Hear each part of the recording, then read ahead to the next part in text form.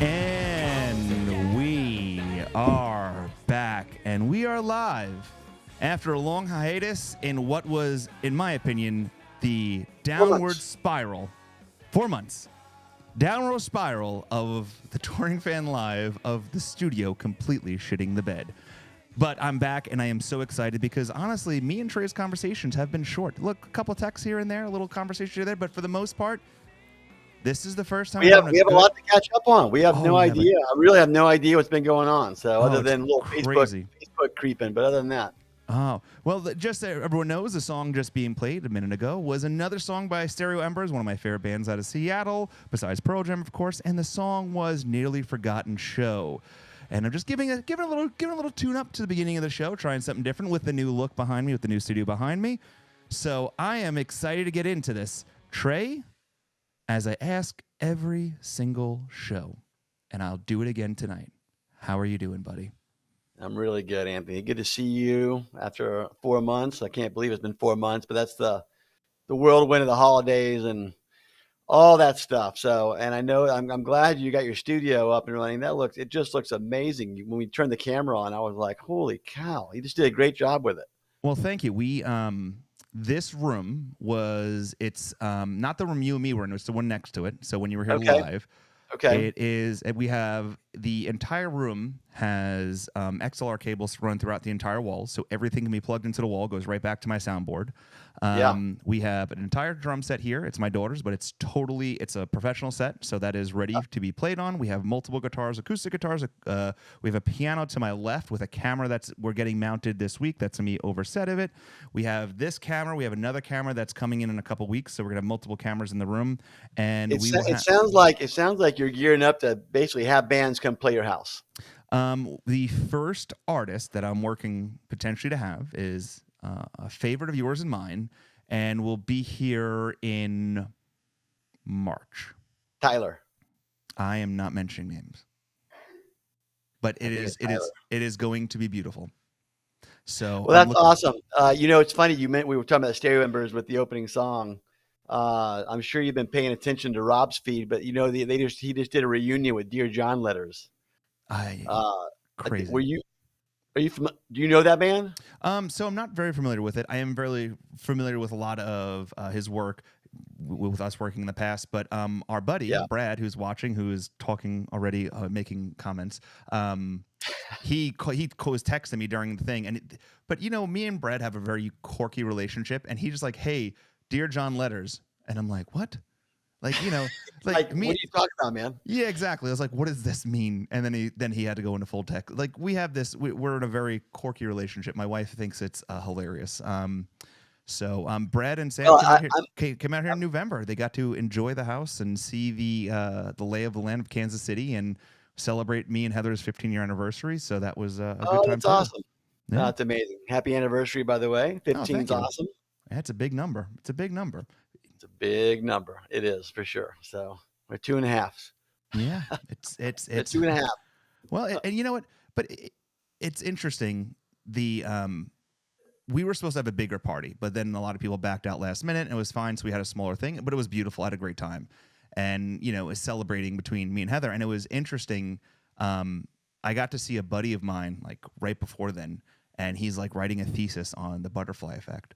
And I went down this rabbit hole of like, what if I made just like one different movement? Like I would have never met her. And like, where the hell would I be now? And this crazy idea started popping in my head. And then, I don't know, it just went down a rabbit hole, but I don't know where the hell I'm going with this story. But in the grand scheme of things, I'm very happy to be with Heather it'll be 19 years together. We met for the first time this August, but been married 15 years this past November. And yeah, I mean, it's amazing. She deals with me. She puts up with me. I mean, Brad will attest to that.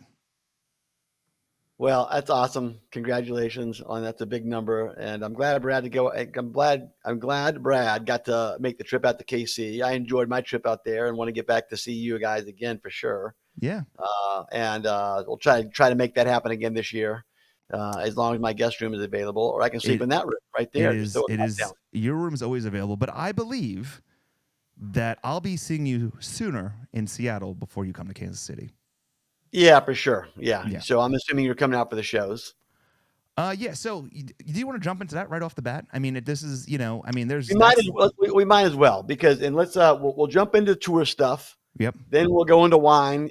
Just everyone to let you know, Anthony's not drinking.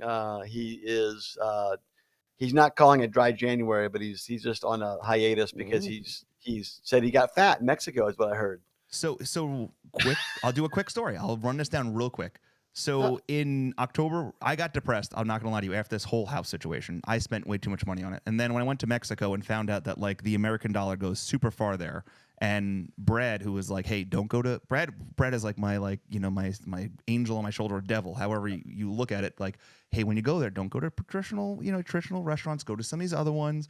And I did. And I went to these like back alley restaurants. Spent hardly any money. Ate like a king. Went to tequila, drank like you never fucking drank before. Like totally took. I was like the king of Guadalajara, Mexico for a week. It was fantastic. Had a great time. But then as soon as I came back, I was like, all right, well, I signed up for my couple half marathons. I got 4 half marathons I'm running this year to get to 9 half marathons I've ever ran. And then, but by the time I got back, I was like, we were heading to Virginia for Christmas.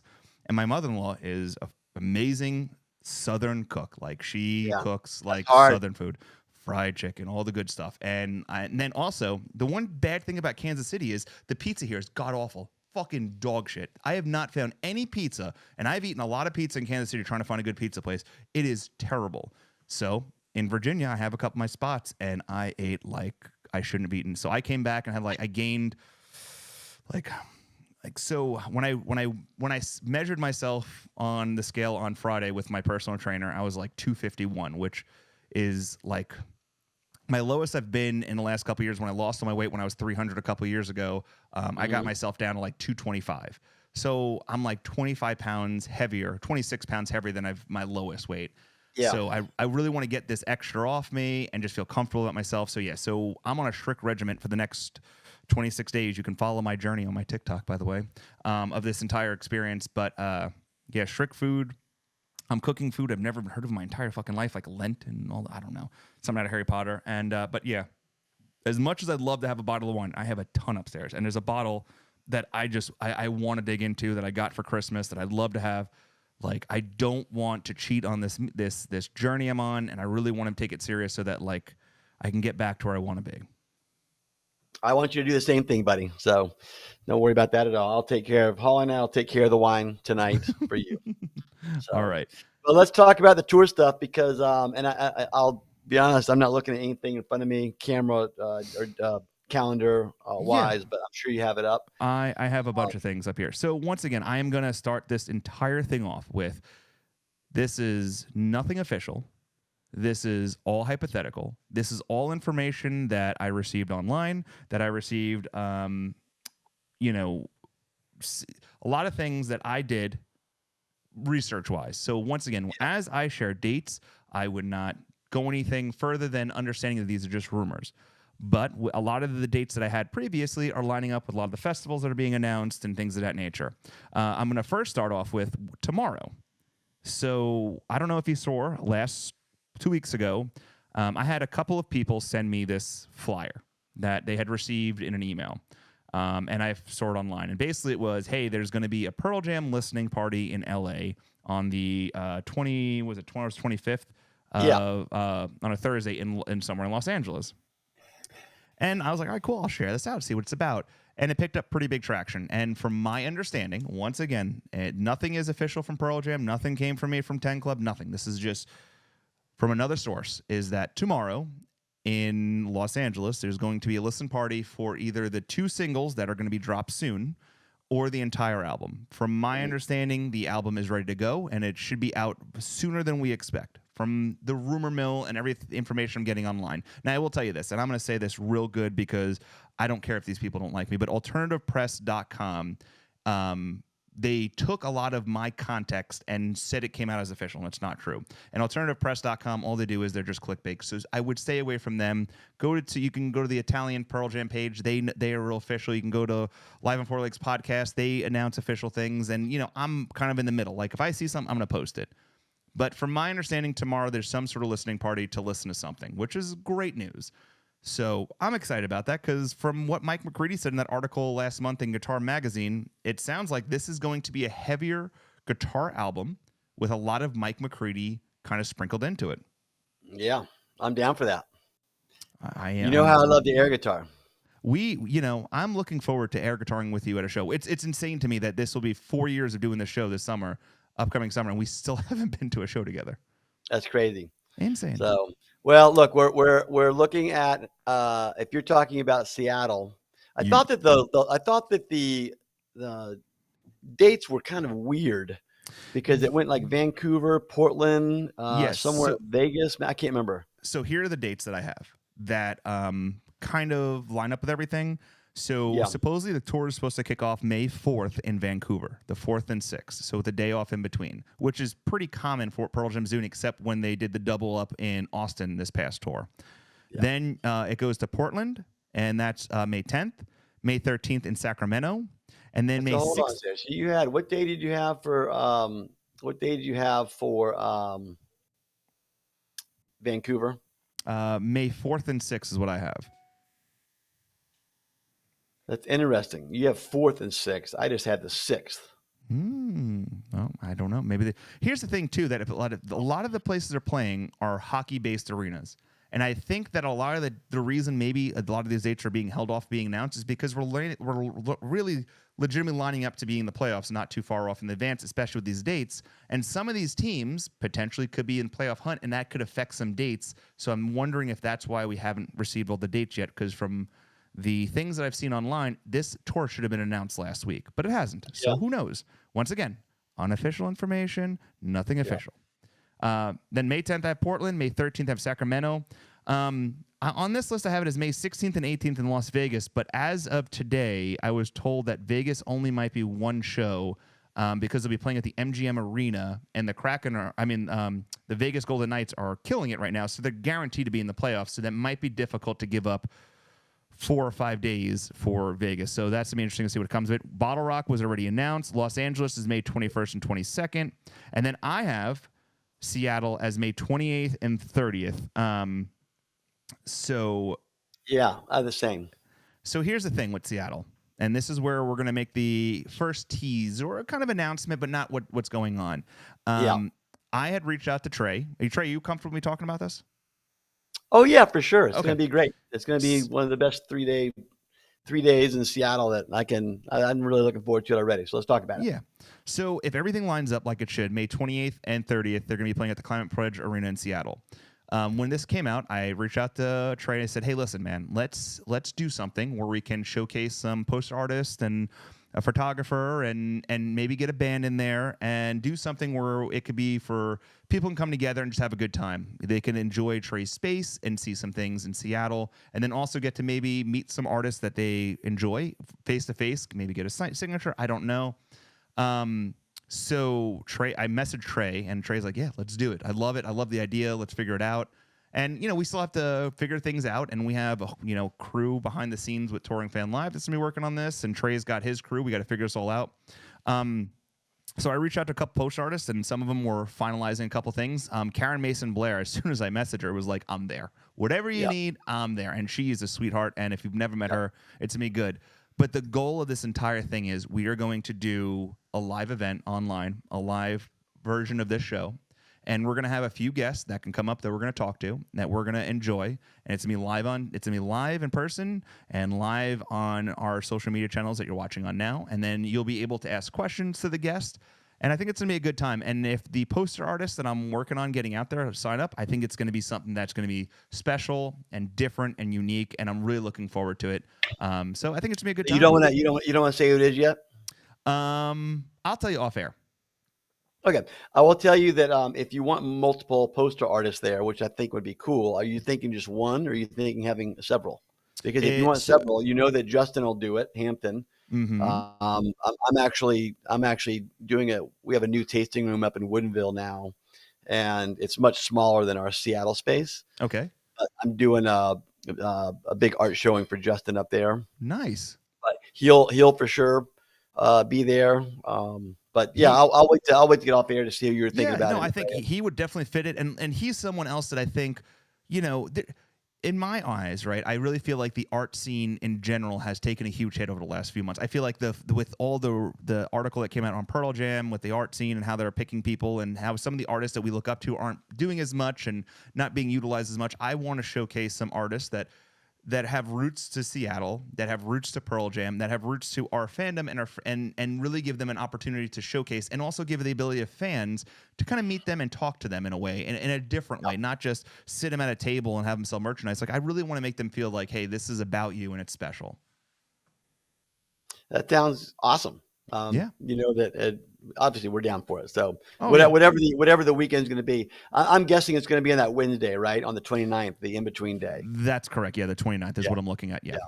So we'll do 28th show. We'll also be hosting pre-parties before the shows. That's awesome. On the 28th and the 30th. So just sort of open during the day. Yeah. Anyone can come down, and we'll just be spinning vinyl and serving wine and beer. That is awesome. And there's a pizza place in our complex, which is great for food.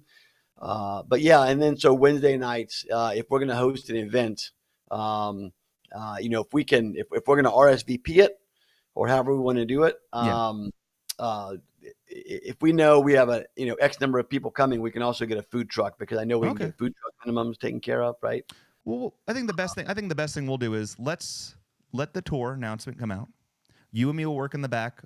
We'll make our official announcement when we're ready to make the official announcement, and we'll push it out. But I mean, if we've done 4 major events in front of a Pearl Jam show, and every single one we've done has been pretty successful. I mean, I have an amazing group of people that really push us, and I think Seattle's gonna be an exciting time, and I think we can really do something special. So I'm looking forward to it. We'll talk more about that off air, but that's Seattle.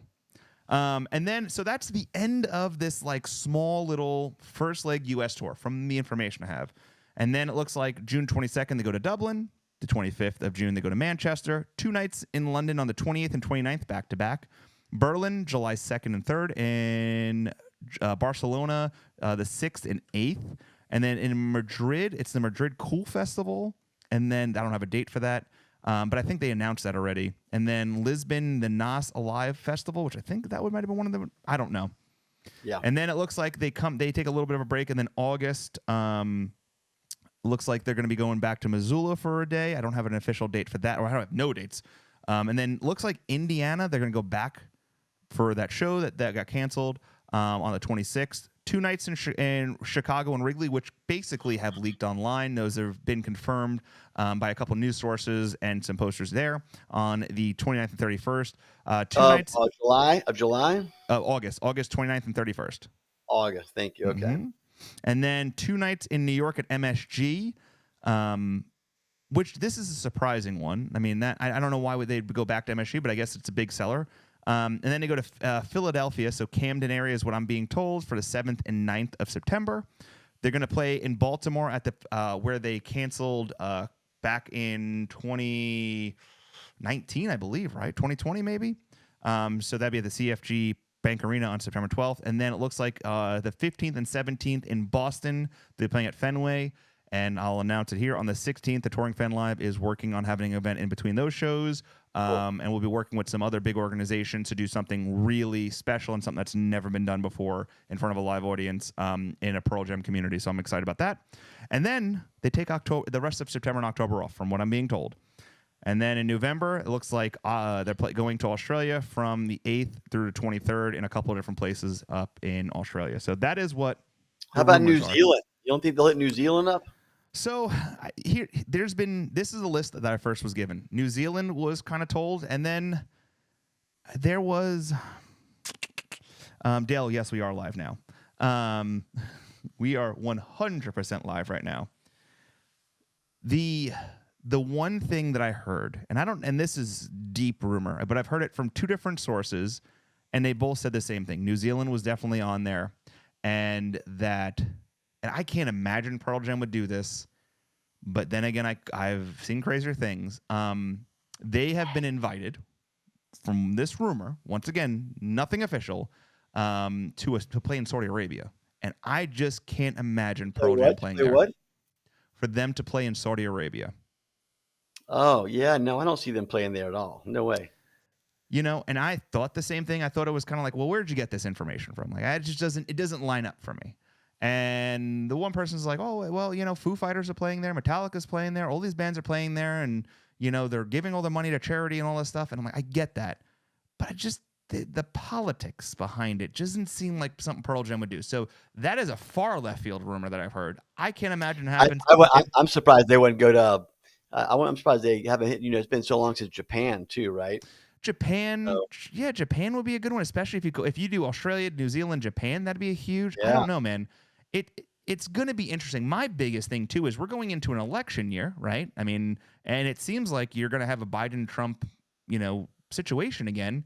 I have a hard time believing that like they're not going to really push, like go into some swing states and kind of devolve their message like they've done in the past. Like, and especially United, I have a hard time believing. Oh, that's what their entire August, September, October tour. Well, this whole tour they'll be talking about it for sure. So sure, I'm not worried about that. That Missoula show will be a fundraiser for Tester, of course. But that'll be a good time. We'll go out for that for sure. So make a trip out of it. Go up to Glacier.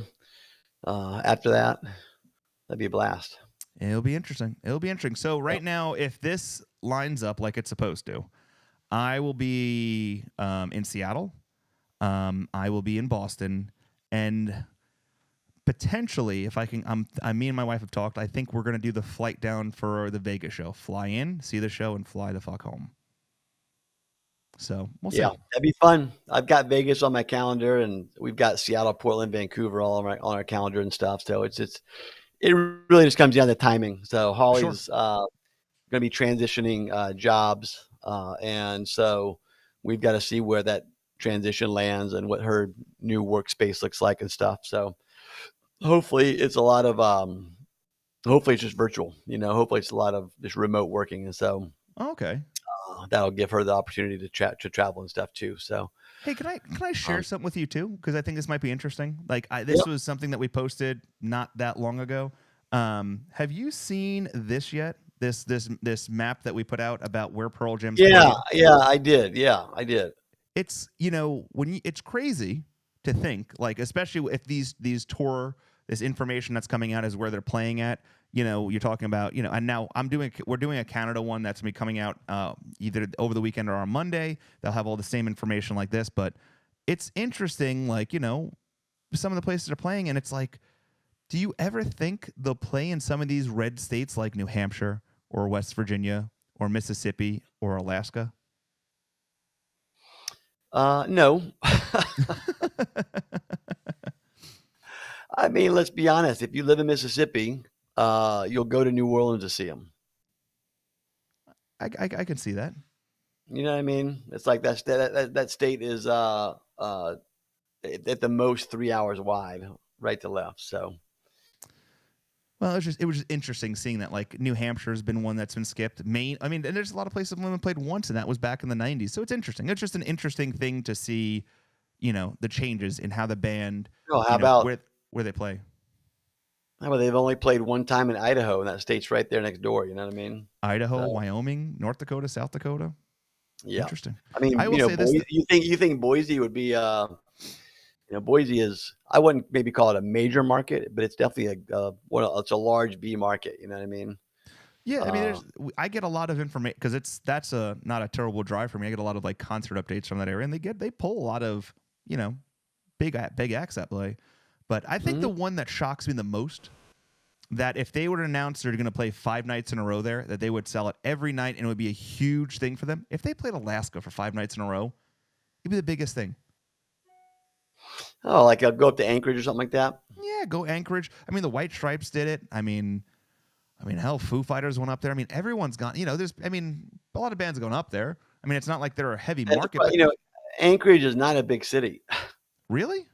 No, I mean, it's like maybe a couple 100,000 people. It really isn't. It's not a very populated state. So I've been up there. I remember just driving around downtown and being like, yeah. The tallest hotel is like 12 stories tall. Got a restaurant on top called Captain Cook's, something like that. Actually, a really good restaurant, really good wine list. Interesting. But I remember sitting up there and looking north, and you can see Mount McKinley, right? Now, Mm-hmm. Mount McKinley is the tallest mountain in North America. Uh, I don't know, 22,000 feet, 20,000 feet tall. It's a tall mountain, right? And you can see it on the horizon. And so, I think to myself, gosh, when I'm in, Seattle and you see Mount Rainier on the horizon, it didn't look quite that big, but, you're only 90 minutes from getting to the base of Rainier from Seattle, maybe 2 hours at the very most. You're a 6-hour drive to get to Denali from Anchorage. And so, yeah, Brad would go. He's right there, man. He's knocking He on can the see door. Alaska. He can see Alaska from his backyard. It seems like I've heard that. Well, it'll be interesting. So, yeah, so that's all the tour rumors. The only You said Bottle Rock, right? That was part of your. correct, yeah. Okay. When you after Seattle, I kind of missed where. Correct. Yeah, and Bottle Rock's been announced. They've already announced that one. I think they're Yeah. playing on. I think that's the Sunday show they're playing, if I remember correctly. I could be wrong. I don't have that in front of me. But it'll be good. It'll be interesting. This entire tour is gonna be a good time. The only other thing, rumor-wise, that I've heard come across is the album is gonna be just dropped. No. It's gonna be a 24-hour thing. Like, hey, tomorrow the album comes out. Yeah. And supposedly it's going to be another visual thing similar to like Gigaton, where they have visual imagery for it, where they drop it at midnight, where it's going to be some kind of fun thing. And I thought that was kind of fun when they did that. YouTube like dropped all the songs with like a video behind it. It was neat. So I'm looking. It should be good. It should be good. I'm Mark gonna Kirby said, I'm gonna reach out to my AEI rep and find out what can you tell me about the official drop for that album. Then there you go. Puerto Rico would be a cool place. I'd go to Puerto Rico and see him. I mean, hell, now that I'm very fluent in the culture in Mexico, let's go to Mexico. I'm down. I'm ready for you 5 know nights what? in Mexico. My good friend Matt Gobel up in Bend, who we met through our love of Pearl Jam. He's a huge My Morning Jacket fan, Mm-hmm. and he's seen them live probably as much as Pearl Jam because he's been seeing so much more My Morning Jacket the past 4 or 5 years. And they do that huge, they do that deal down in Mexico. One big holiday. Yep. I can't remember if it's in Tulum or if it's in Oaxaca. I can't remember where it is. It's I'm on the not sure. water. Yeah. But it's called My Big Holiday, or One Big Holiday, I think is what it's called. Yep. One big holiday. Bunch of great bands. He says it's absolutely incredible, and I would love it if Pearl Jam did like a basically, because the thing is, that festival that My Morning Jacket has is 90% people who travel to go to Mexico to go see this, to make a little vacation out of it. It's not they go to Mexico to play Mexico City for all the people of Mexico City. It's for people who want to travel, making it like a 3 or 4 day vacation out of it. It's kind of like Ohana, right? Yeah. Ohana is people fly in all around just to be there because you're on the beach. So it's like that, but it would be for Pearl Jam instead. Yeah. So, No, I'm totally behind that. I mean, I could see it if Pearl Jam got to the point where that's just all they did. They do one. It's like Eddie's Ohana Festival. They just do 1 3-day festival every year. You know what I mean? Have people can come in from all over to see it, and then they go back and do whatever they want to do all their solo stuff. I'm surprised they still haven't done a residency at the Climate Pledge Arena. I mean, literally, it's in their backyard. They literally can go do one show a month for, do 12 shows a year, and it would sell out every time. It'd be awesome. Billy Billy Joel just ended his either he just ended it or he's about to end his residency at Madison Square MSG. Garden residency. So yeah, I saw that. It was and it was crazy how many shows he's done at Madison Square Garden too. I didn't realize how many years he's been doing it. It's been a while, but yeah, I don't know. And then also in big news that's come out recently, Creed is coming back and recording for the first time in 20-something years. So that's something to look out on the horizon if you're a Creed fan out there. Ratings straight down the tubes, Anthony. The minute you start fucking talking about Creed and Nickelback, Jesus, man. I'm trying to be diverse in what we talk about. Like it's got to be a little diverse. Okay, we'll move on. And I thought that was I hit the wrong button. Anyway, moving on. Yeah, you got to figure out how to use those things again. It's been a while. It's kind of like Stain said. So tell me about the wine you're drinking and a little history behind it. Hey, let's talk about that. Yeah. This is called Let's Talk Vinyl. Uh, I ran down in the cellar tonight and I picked up a bottle of Syrah from uh, actually a good friend of mine. His name is Jeff Cohn, and this is called Jeff Cohn Cellars. And he makes wines from Napa and Sonoma. Okay. Um, this is Russian River. And so this is on the Sonoma side, cooler part, uh, Russian River, warmer part Napa, warmer for Sonoma. Anyway, I think it's warmer for Sonoma, um, but toward the south end of Napa as well. Okay. It's 100% Syrah, and Jeff's uh, been making wines for a long time down there. He made a lot of Zinfandel down at a very famous winery called Rosenblum back in the 80s and 90s. And he now has a project up in Walla Walla. And so he's been coming up here for the last, gosh, at least a dozen years.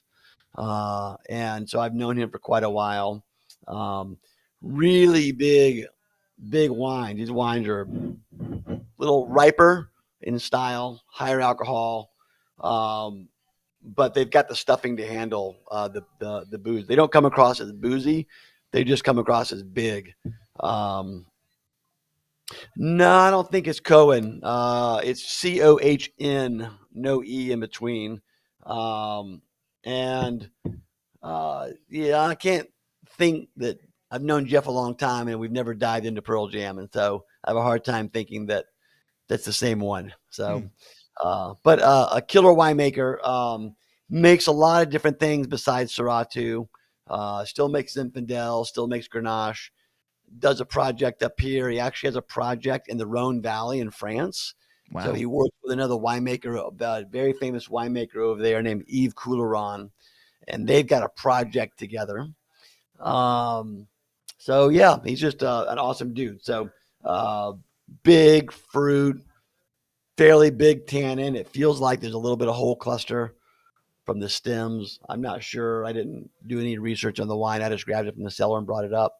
I did tell him that we were going to be on the show tonight, so hopefully he's watching. Maybe he'll chime in. So Is this something that would be a good start if you're not really into wine and you're trying to get into it? Is this something good to start off with, or is this something that you might want to get into yeah, later? probably not. Probably not. It's just probably a little too big and tannic for just someone to jump into wine. So um, yeah, I feel like you probably should have a decent appreciation for it before you're diving into big wines like this.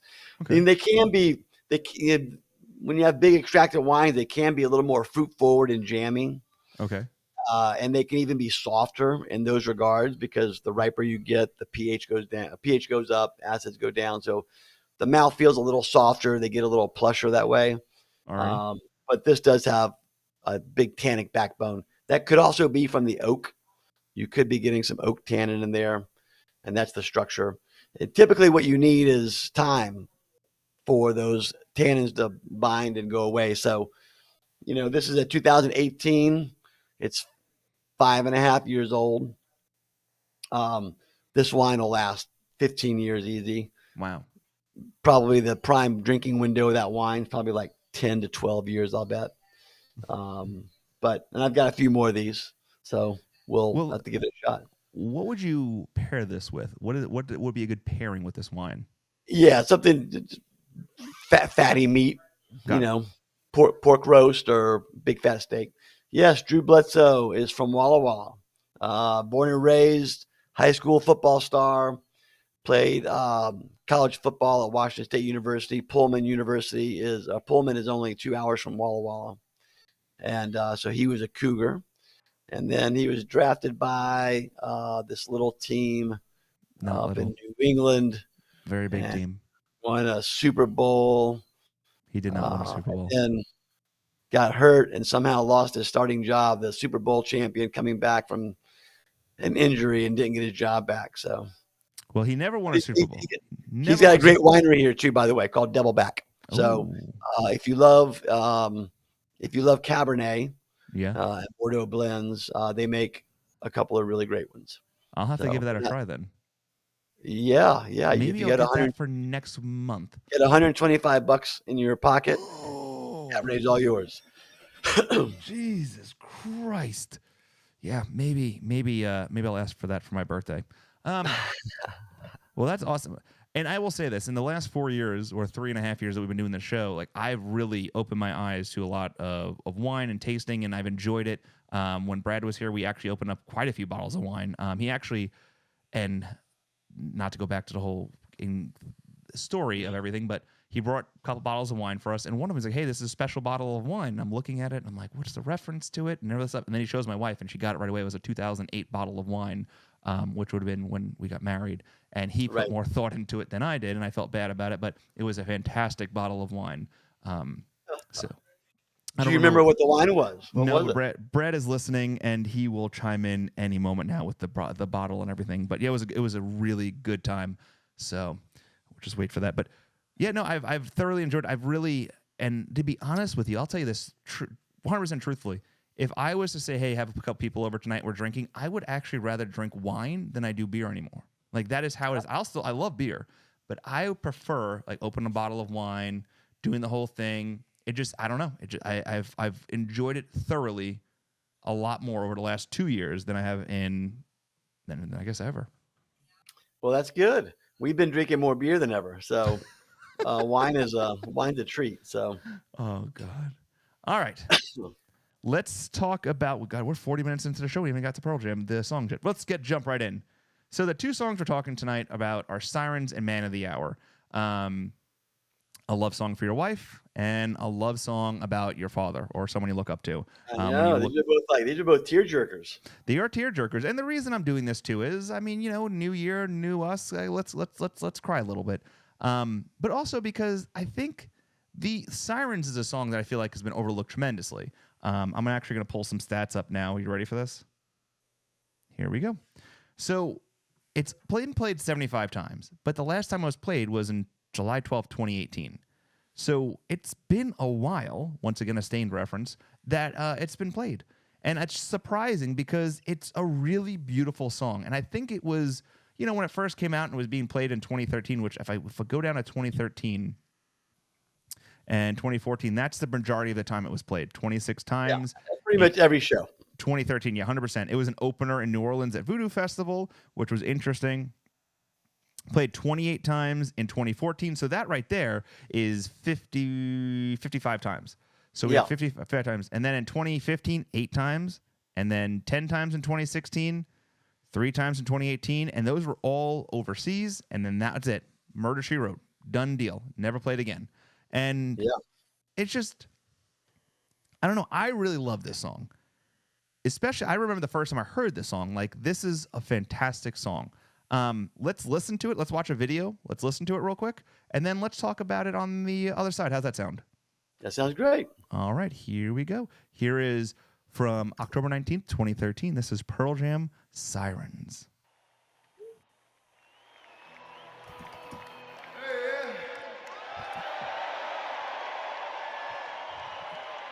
Everybody. All right, hey.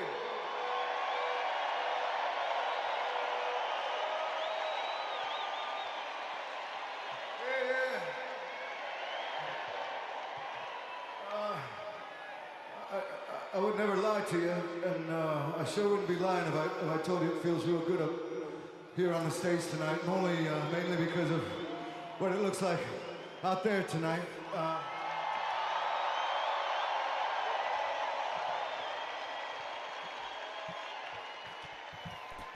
If I was a surfer, which I am, and you were the ocean, which in a way you are, this would be good surfing right here.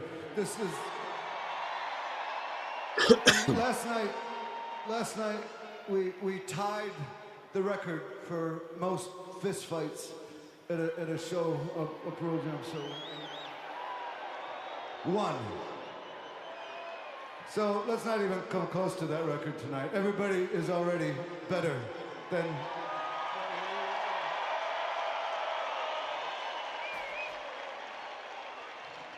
Yeah.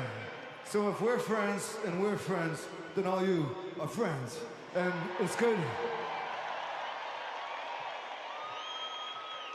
It's good to be drinking the blood of Jesus with my friends.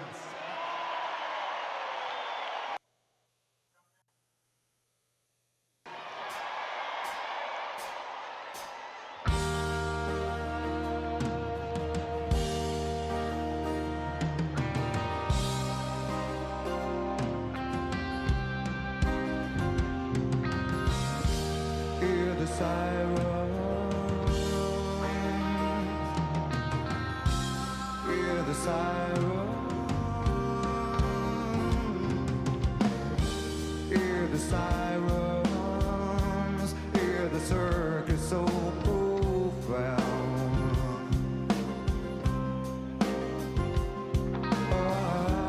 Hear the sirens more and more in this here town. Let me catch my breath and breathe and reach across the bed, just to know we're safe. I am a grateful man. The slightest bit of light and I can see you clear. I have to take your hand and feel your breath, for fear that someday will be over. I pull you close, so much to lose, knowing that nothing lasts forever.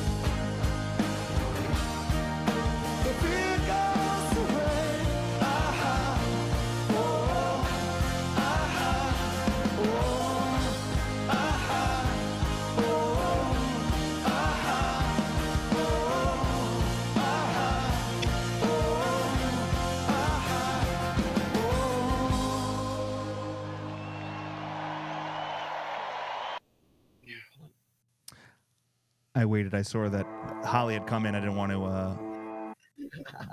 interrupt the moment. Well, I mean, you're playing a love song. Come on. I know the vibes were just flowing at the Bush House. So funny. That song. They don't really have that many love songs. No. I mean, they have a lot of heartfelt songs, but they're usually very, very sad. I mean, we're going to talk about one here in a minute. Like this next one it's one of my favorites, and you think about it, you're like, oh, it's devastatingly sad. That is just a beautiful love song, and but I don't know where it sits in my favorites or not favorites. I probably suffer a little bit from the same thing. I saw a lot of shows on that tour. And so I saw that song a lot. Yeah. And so I think, there's a little bit of burnout too. And, but I like the song. It's not like, it's not a top 30 song for me by any means. I kind of think I'm in the same boat as you. I still think it's a beautiful song. And I think it's been so long since they last played it. I mean, we're talking 6 years since it's been last played. I think it's due for its new play and somewhere in the set list. But with them playing, 20-something songs a night, it makes it a little bit harder to play those songs sometimes, because it's like, what are you giving up to get that song? And that could be tough too. I mean, I'd rather hear God's Dice over Sirens, just saying. But, it's to everyone each their own. But I still love the song. It's a beautiful song. And, it is a comforting song, when you think about the one you love the most, Yeah. I would see it in very different light today if I heard that and Holly and I were at the show together. So it probably feels different than just if you're at a show, solo or whatever. So that's the other part of it too, probably. Yeah, I guess if you're at a show, sandwiched between two of your sweaty guy friends and you hear that song, you're probably like, man, fucking play a rock song. And then, if you're there with your wife. What's wrong with sweaty guys, Anthony? I'm just saying, okay? I'm using you as me an example. If you or me are at a show and we're sandwiched between two of our sweaty guy friends, it's not going to be the same as if we're sandwiched by our wife. Is it Brad? If I was sandwiched between you and Brad, I've been sandwiched between Brad and Zach Newman. Oh, so go for that one. Were you listening to Sirens at that moment? No, this is Spokane. What was that Spokane show? 2013. Anyway, Brad calls it momentum killer. Momentum killer. But here's the thing, Brad. I mean, I thought you had a heart. I guess not so much. I don't know if you. But here's the thing: if I was sandwiched between you and Brad and heard this song, I might put my arms around you guys and be like, and might shed a tear or two. But anyone else, I probably wouldn't. I'd probably be like, I wish my wife was here. But yeah, to each your own. But now listen, it's a beautifully sad song. Now we're gonna go into a really beautifully sad song, and this one, this is a tearjerker. This is one of my favorite. I really do love this song a lot, and it really doesn't get played that often. And I will say this too, Sirens or this song, if I hear it and we're together, I'm gonna hold your hand. I'm going to hold your hand so damn hard. I'm just going to get hands up on that. So moving on. The next song we're going to talk about is Man of the Hour. And this is, whether you have a great relationship with your father, a bad relationship with your father, a great relationship with a father figure or not, like this song just hits home. And I am shocked for a song that is 21 years old, only being played 51 times. And, it was played in 2022 in Canada. And the last time it was actually played in America was in 2016 in Chicago at Wrigley Field, which is surprising. That's the same as Sirens. Yeah. Sirens was played last in the U.S. in 16. Crazy, right?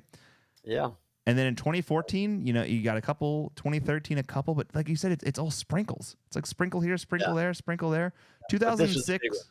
Yeah, 2006. It was 22 times. It hit pretty hard. I got to see it in 2006 in what was it, Pittsburgh, Pennsylvania. So June 23rd. So that was my poster I'm trying to find right now. And then 2005 a couple times and 2004. But I mean, 2006 is where it was a heavy hitter. So between 2005 and 2006, you're looking at 32 times, which basically almost over half of the times it's been played. And Yeah. Now we're 18 years in between, and yeah, not a lot. So not a lot, not a whole lot. I want to say, and Brad will know this, but I want to say that Eddie's played that solo at Benaroya. So it says at here, least one of the past few times, but maybe I don't. it says No, Eddie he Vedder hasn't played played, and it said 0. So I'll, I'm I'll wrong. have, But don't listen to me. it could be don't listen wrong. to me then. It could be wrong, but you never know. I did see that Wrigley show, Mhm. and maybe a few more in there too. But yeah, this is this is a big one. This is a tough song to get through. All right, you ready? Let's listen to it. We're gonna listen to an older version. It's from Seattle in 2003. And then Hey, afterwards, how's and then what we'll do is we'll chat about it afterwards about what the song means to us and kind of go from there. I think this is going to be more of a. I think we're gonna have more opinions on the song, just about emotional than we did with Sirens. So, all right, here we go. This is Man of the Hour from Pearl Jam in 2003 in Seattle.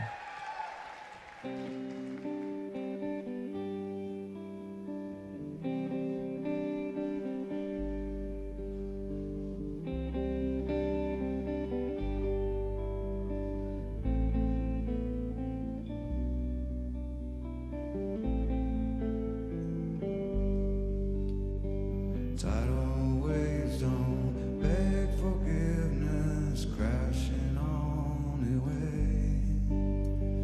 Father, he enjoyed collisions, others walked away. The snowflake falls in May, and the doors open now as the bells are ringing now. 'Cause the man on the earth Oh my goodness. his final bow, goodbye for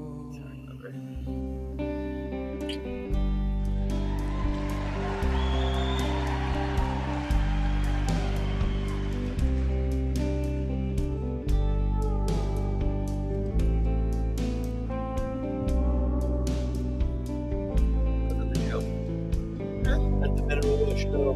nature has its own religion, gospel of the land. Father, roll my long division, young men they pretend. Old men come Yeah, I'll give you a lot. I've already talked about it. and the sky breaks at dawn, shedding a light upon this town. They all come round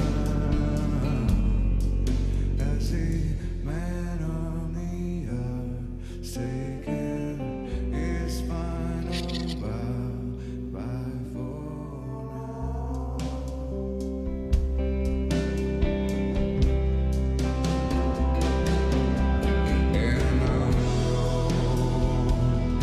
And the old man played the broken sails along the way. Rusted sign left just for me. He was guiding me along his own way.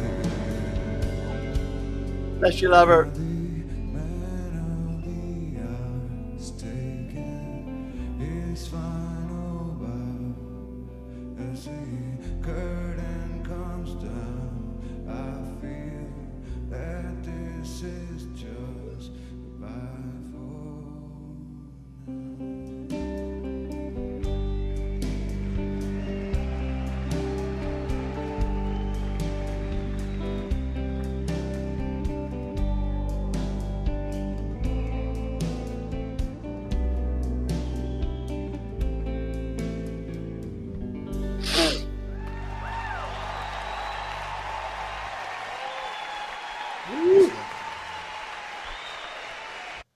I was at that show too, man.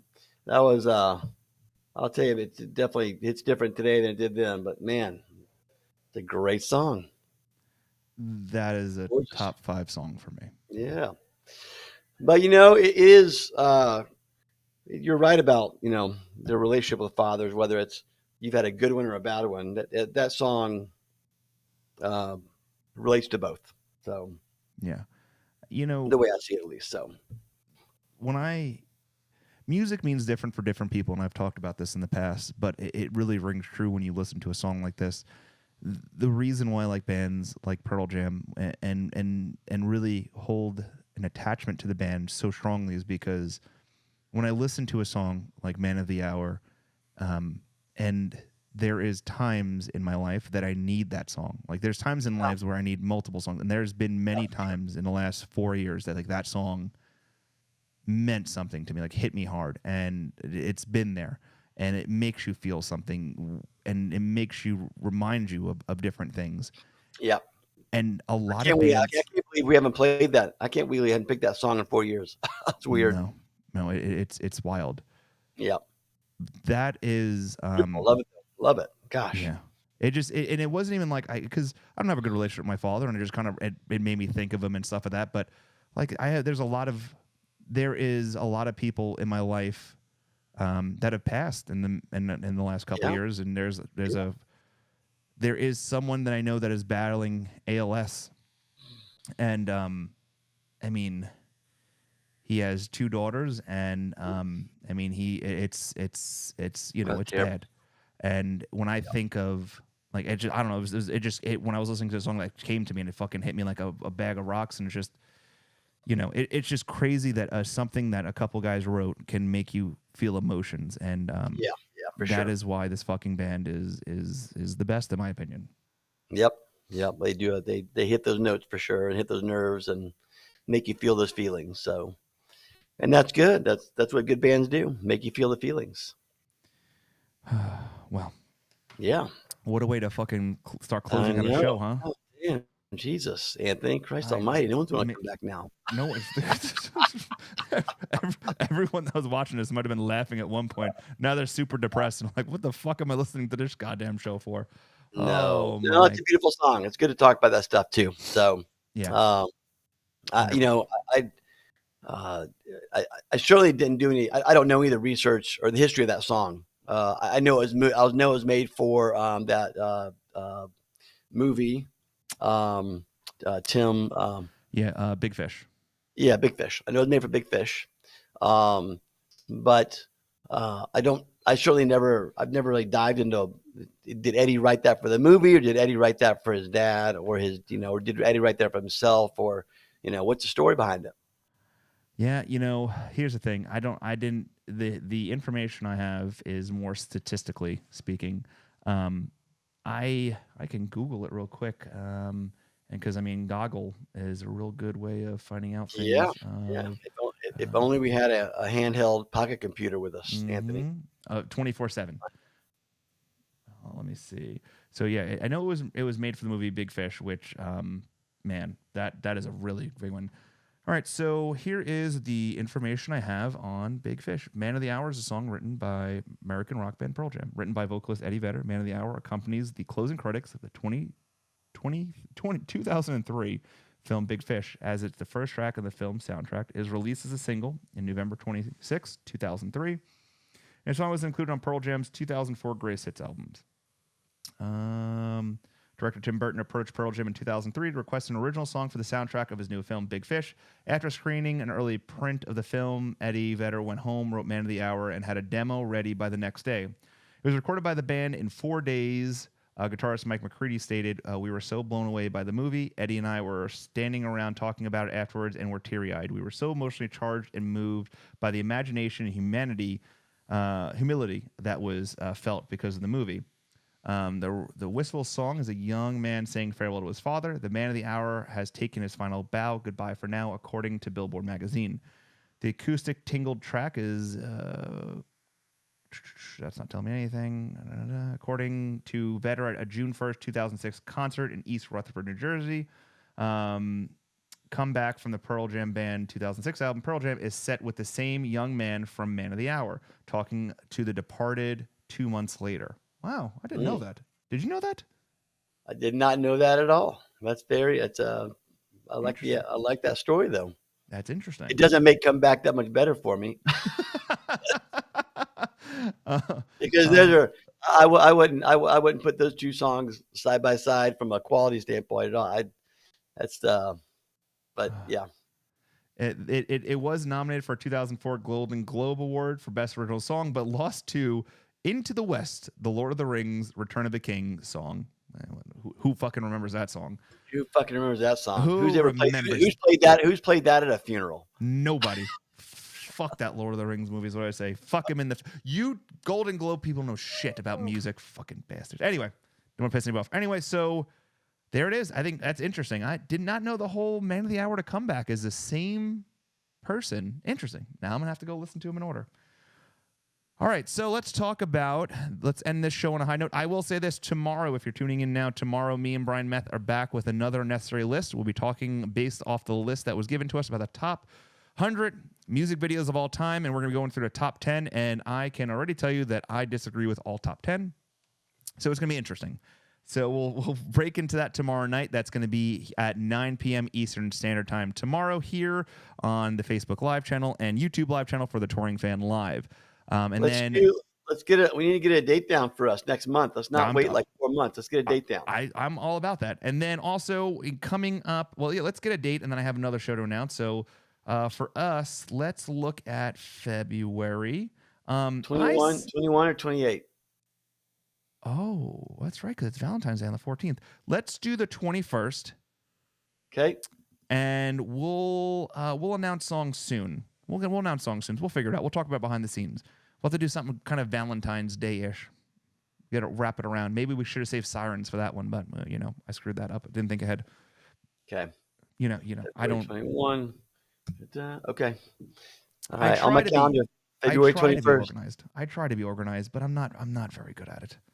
All right. So you've got what are your other shows you've got coming up here in the next month? So this tomorrow, me and Brian will be doing a show together called actually we're going on 2 years now, which I didn't even believe it was going that long. It's pretty crazy. But yeah, we're on another unnecessary list. We'll be talking about the top 100 music videos according to Rolling Stone magazine. We'll be breaking down the what's it called, top 10, and I disagree with most of them.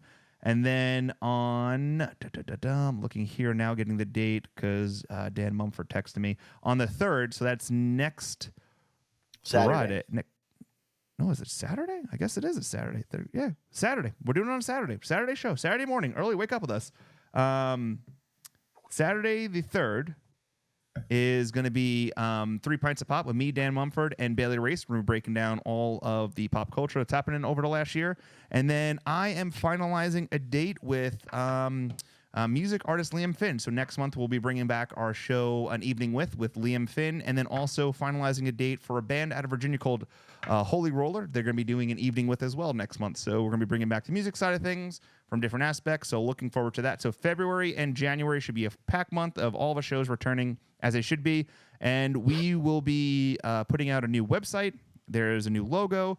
Everything Touring Fan Live is getting all fresh for our fucking 5 year, 4 years, I don't know, 5 years anniversary, whatever we're coming up on. It's fucking crazy to think. So all that's coming up in the next few weeks. So keep an eye out for it. So much stuff. And you have a full-time job. I can't believe it. A full-time job. I'm training every day now. I am also working on the house. I told you today. I said I was proud that I've gone to the gym 2 days in a row. So because your diet in Mexico was similar to mine. I came back and I think I put on 7 pounds in 7 or 8 days. So here's the difference, dude. You look good. I'm growing boobs. Like, I'm getting my training bar from Amazon.com tomorrow. Just putting it out there for you. Oh, Dale, no. February 28th, that's my divorce. And I can do a show if you need to talk about Pearl Jam breakup songs. I will. And I don't mean to laugh at that, but I feel for you, Dale. I know you're going through a rough time. You know what? We should have a Pearl Jam breakup song, and then have people call in or basically type in their stories or whatever, right? And I think that's a genius idea. And then, and here's the thing. If we have enough time in between, I'll send them to my website because we should all be drinking the same wine. Yeah. I mean, you cannot tell, if you're going to sit here and tell breakup stories about your You gotta be divorce or drunk. your relationships, you got to be drinking. Yeah. 21st. All right. And especially if we're going to have call-ins. If we have call-ins, I want them drunk when they're calling in. So February 21st, it's going to be the sad episode, and we're going to have our live studio lines. I don't know why I didn't put them up today, but anyway, it's good. 21st, I'll have the live studio line hot, so you can call in and tell us your stories, and maybe talk to us about how Pearl Jam potentially got you through it, or what songs helped you and what songs made you sad, and we'll go from there. So we'll pick a song, and then we'll let the rest come up to you. We'll go right to the fans, go right to the live lines, but that will be February 21st next month, and that's that. Trey, anything else? Any final words? Nothing for me, brother. Have a great month, and we'll talk to all you guys soon. All right, brother. I'll talk to you soon. And thank you for tuning in to Let's Talk Vinyl.